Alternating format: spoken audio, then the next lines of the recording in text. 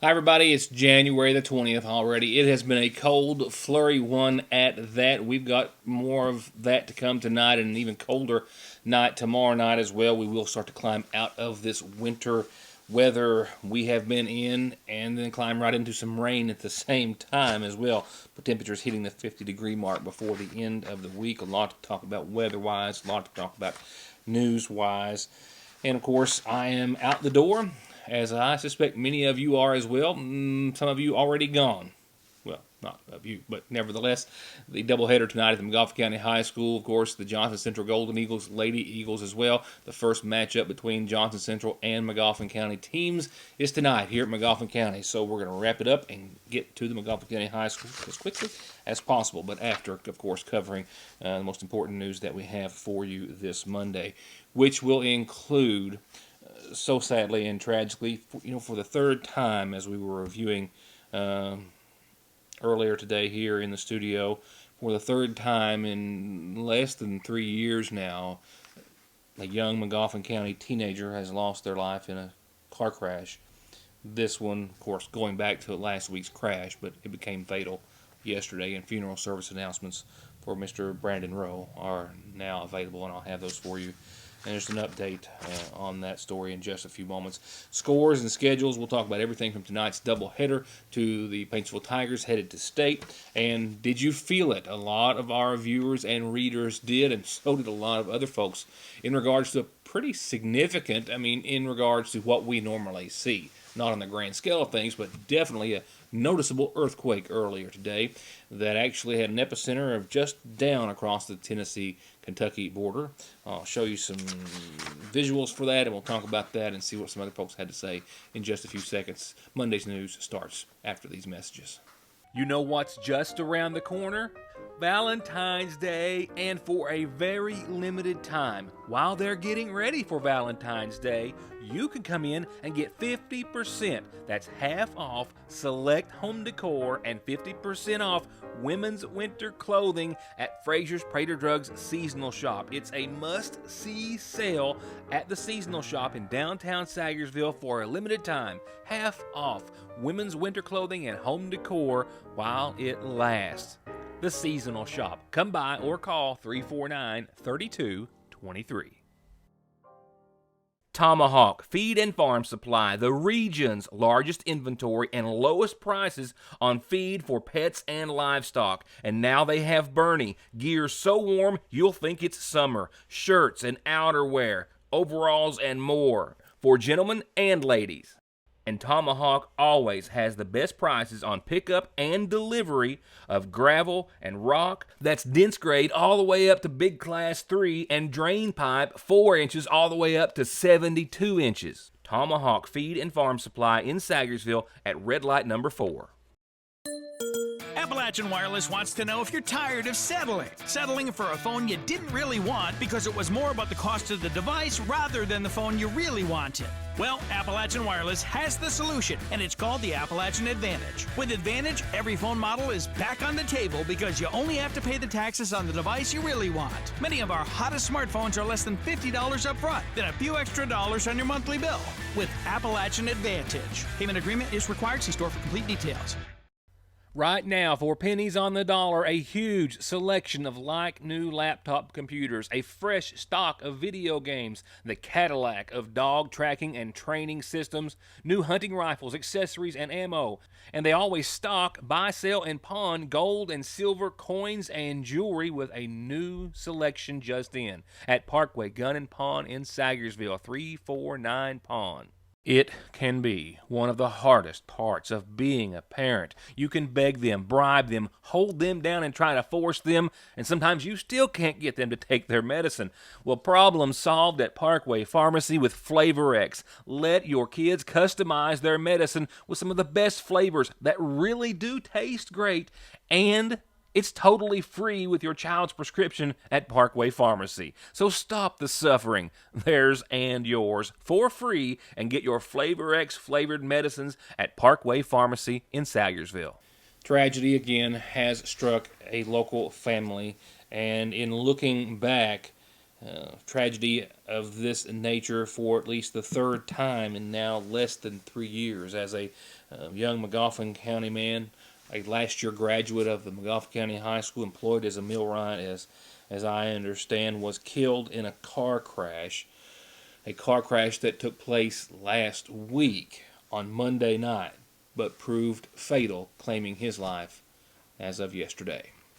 18-year-old Brandon Rowe, as I told you last week, was involved in a serious single-vehicle car crash Monday night after 11 o'clock in the Route 30 area near the intersection of Route 30 and the Mountain Parkway as he was headed home.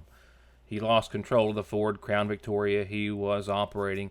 It went off the roadway, overturned, and in doing so, Rowe was thrown or ejected from that vehicle onto the roadway, where he was found by a friend, fellow motorist, and then later by emergency personnel who responded to the scene. Heavy fog and serious weather conditions would prevent him from being life-flighted from the scene that night. He was transported by ambulance to an area hospital and then transferred to another for the severity of his injuries. Injuries for which he succumbed to yesterday, with funeral services now being arranged in his honor. And as I referred to at the top of the report, Magoffin County and Magoffin County families have now lost 3 young people in serious car crashes since May of 2017. Young people who were just about to or had just graduated the Magoffin County High School, and in Brandon's case, graduated last year. In fact, one of Brandon's classmates was killed in September, also in a single vehicle crash here in Magoffin County. Again, Brandon's funeral service announcements coming up in our obituaries in just a few moments. Monday, always, as by the definition of Monday, they all get off to a rocky start. Today, more so than normal, however, this Monday, at specifically 2:12 in the afternoon, to be more precise, got off to an extra bumpy start. An earthquake upgraded to 3.8 shortly thereafter it was felt at a depth of more than 20 miles. Actually was or did originate in Tennessee, just across the Kentucky-Tennessee border, however. The folks as far as away from here in Sayersville and Magoffin County felt it, as did many other people across not just Tennessee, but the state of Kentucky too. First, let me say I didn't feel anything. I think also, though, I was in the car at the time, and that, of course, would have prevented, I think, noticing anything was actually going on. But as soon as I walked back in the office, it was a stir, as far as the conversation, at least, is concerned. And here's a closer look at the epicenter and our location. And you can see, according to the U.S. Geological Survey, these little blocks indicating where people say they felt it, and a little red star there being right at Sayersville, Magoffin County being one of those areas, and several others that far away from the Tennessee epicenter of this quake, which did get upgraded to a 3.8 shortly after it was reported at a depth of some 21 to 22 miles. The actual epicenter indicated by the gold star that is in Campbell County, Tennessee, a couple of miles out of the town of Fincastle, 2:12 this afternoon, and again, no injuries reported, no significant even damage, maybe some minor issues damage-wise very near the epicenter. We're still waiting to confirm that, but it was certainly felt and noticed by a great deal of folks, and including, as we reached out on social media, those right here in the viewing area and Sayersville independent coverage area. Betty Sue Colvin tells us that she felt it in downtown Sayersville, as did a lot of other folks. Cody Prater saying that he felt it as well throughout different portions of Magoffin County as well. Stacy Robinette on May Branch. In the second floor of Grover Honest Law Office, just across from our offices, Christy Jenkins says that she felt it there. Some folks didn't feel anything, but several others did. Lake and Bailey on West Maple Street. Sue Marshall Patrick felt it on the East Mountain Parkway, not knowing what it was. It's a mother saying, yep, absolutely did feel today's quake. And in doing a little more digging on the U.S. Geological website, we found some more details, with a level 3 earthquake being a minor quake. That's really not noticeable. However, this was a 3.8, so this is closer to a 4, which is considered light and with noticeable shaking. On a scale of 2 to 9, a 2 is something that you just do not feel at all, and 9, of course, will be catastrophic or with widespread destruction. A 4, considered light with noticeable shaking, and a 3.8, of course, close to that. Another difference between a 3 and a 4, a 3 is described as being similar to 1,000 pounds of explosives being detonated, while a 4 is about the same as 33,000 pounds of explosives. So that gives you a closer idea as to the difference in a 3 and a 3.8, which is what they're saying today's was. Next, a community calendar with a couple of reminders brought to you nightly by Magoffin Farm Bureau agent Doug Green. A couple of reminders this week. It's hard to believe that, but on the 23rd, which is this Thursday, a free community baby shower is going to be held at the Floyd County Health Department. And then next week on the 30th, which is the following Thursday, here at the Magoffin County Health Department, a free community baby shower for all moms out there who are expecting or have an infant less than 2 months of age. You are eligible and encouraged to attend. This brought to you by the Kentucky Moms MATRS program. Lunch and drinks will be served. They ask that you call and let them know you're coming. 889-0328 or 515-9483. And from our folks over at the Water into Wine Food Pantry, a reminder, Senior Day is every third Thursday from 12:30 to 4. We've already had that, of course, for the month of January. But the Water into Wine Food Pantry will be distributing this Wednesday, 9 till noon. It's 9 to noon every Wednesday of the month, except for the last Wednesday of the month, which will be next Wednesday, and then it is 4 to 6. Please bring your pantry cards and something to put your food in. And bring your announcement to me or get it to me any way you can so we can tell everyone about it. And as I referred to earlier, we have one funeral service announcement to pass along with heavy hearts, announcing the passing of a young Magoffin County man, 18-year-old Brandon Rowe of Sagersville, who passed away on the 19th, the son of Christopher Shane Rowe and the late Brandy Rowe. Besides his dad, he's survived by his sister, Shayna Rowe Minix.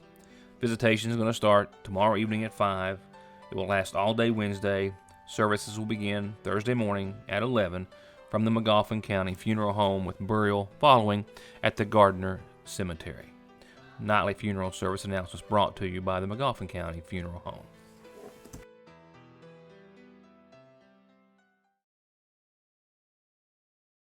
SSI and disability cases are harder to win these days. You need all the help you can get.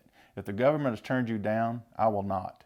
Many factors are considered when a claim is being processed, like your age, education, physical, and mental disabling conditions. When it comes time to winning your disability case, you should not face a federal judge alone. You need an attorney who is experienced, determined, hardworking, knowledgeable, and dedicated to helping you win benefits that you deserve. If you need help with your SSI or disability case, call me, Donald Wayne McFarland, and let me go to work for you.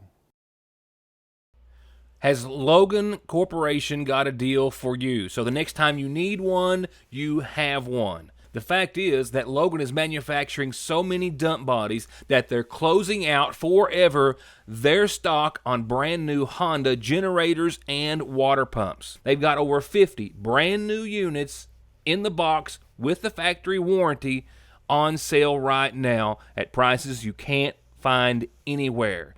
2-inch pumps, $300 and $400 off. 3-inch pumps, 4-inch water pumps, trash pumps, Honda generators, the quiet portable EU series, and the 1,000 and 2,000 watt models, hundreds of dollars off. You can get an EU 1,000 25-pound generator for $642. Save almost $1,000 on their big EB 6500 generator, with many more models available, all at prices lower than anywhere you're going to find online or elsewhere, guaranteed, at Logan Corporation, while they last. From brakes, exhaust, suspension, fluid changes, to expert collision and auto body, to turning your 4x4 or diesel from mild to wild, get real auto maintenance, paint, and repair at Black Smoke Performance in Dixie of Sagersville. 349-8785. At Sagersville National Bank, they know your house is much more than your home. It's an investment, and for many of us, the biggest we'll ever make. And whether it's for needed repairs and maintenance, or a new addition or renovation to give you some more room and more equity, Let Sagersville National Bank deal with all the financial work and worry. Real and real competitive, hometown, homegrown, home improvement loans at Sagersville National.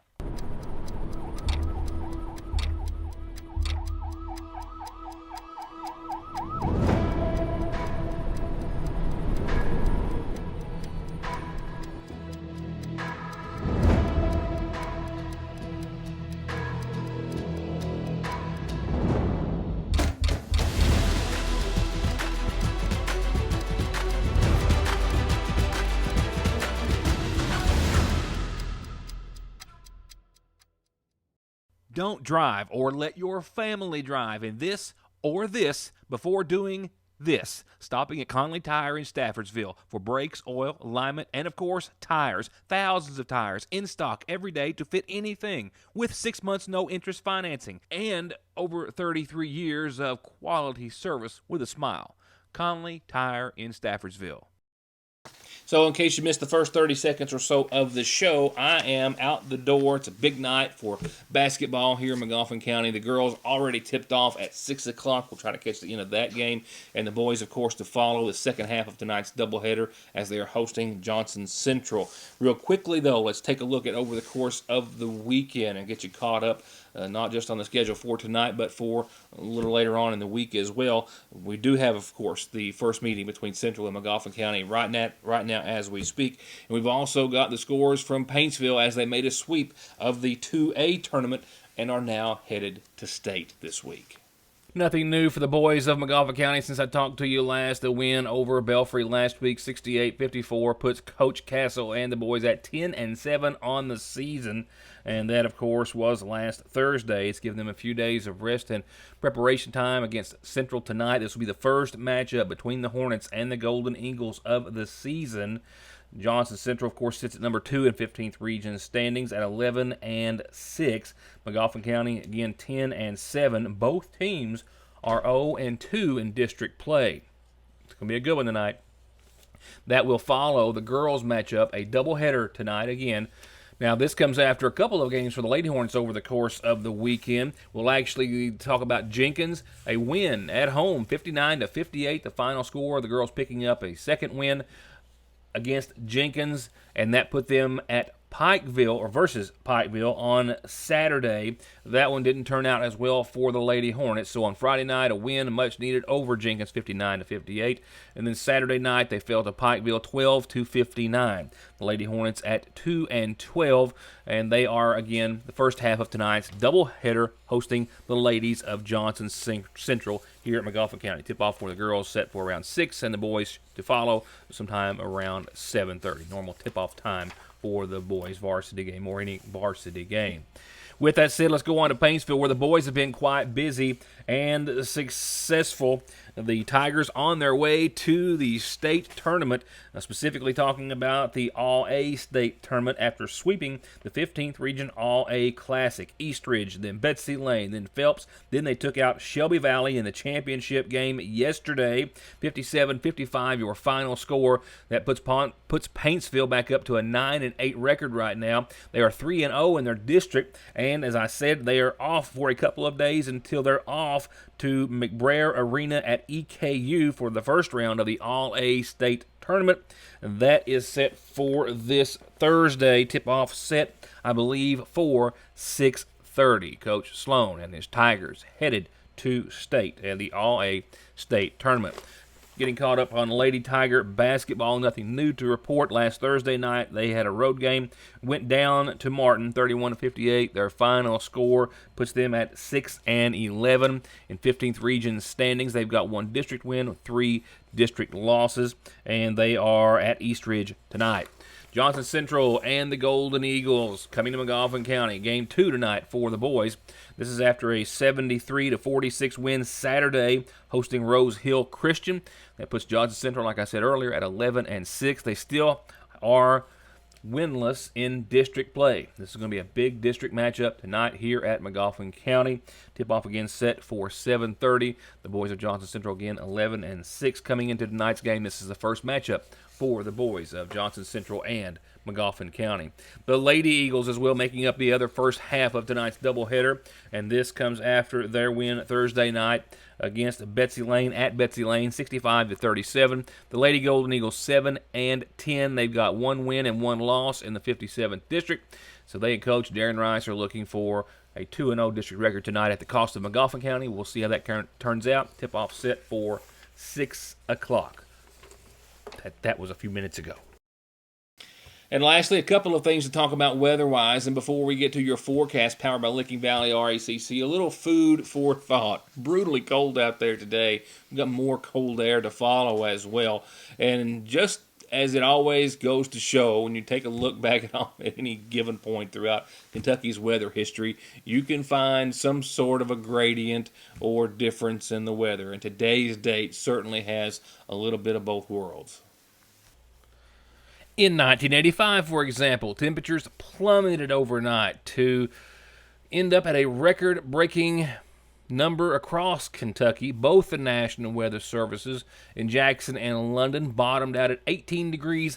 Now that's below zero, not 18 degrees, 18 degrees below zero back in 85. I remember that. In other places in the state, 26 below zero were actually reported, and there was 2 to 7 inches of snowfall.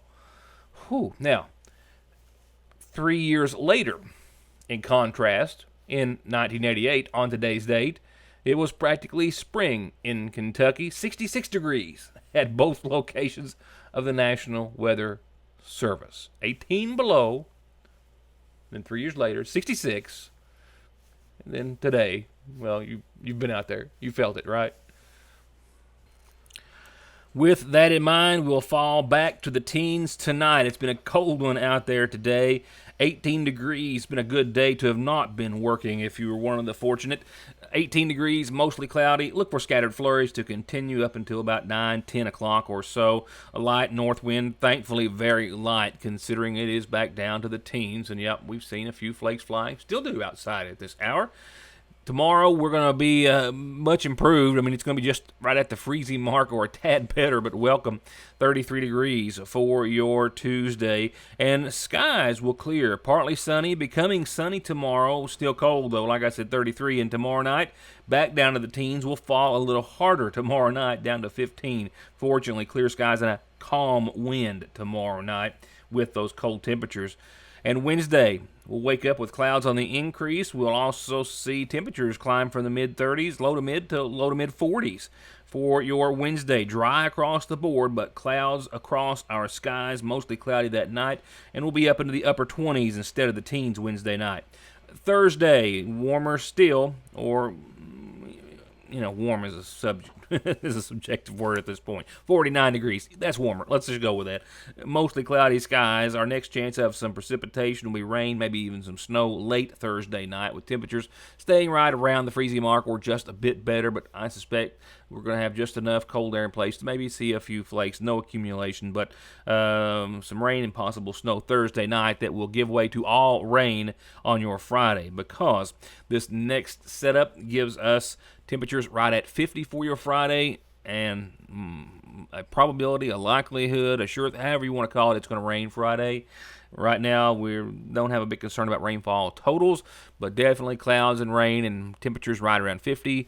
Daytime highs for 50. It will be followed by about a 39-degree low, so much more mild as far as that is concerned. Saturday, and here's your weekend, working for the weekend already. Saturday, 46, cloudy, a 50% chance of showers. Sunday, 45, cloudy, a lesser 30% chance of showers.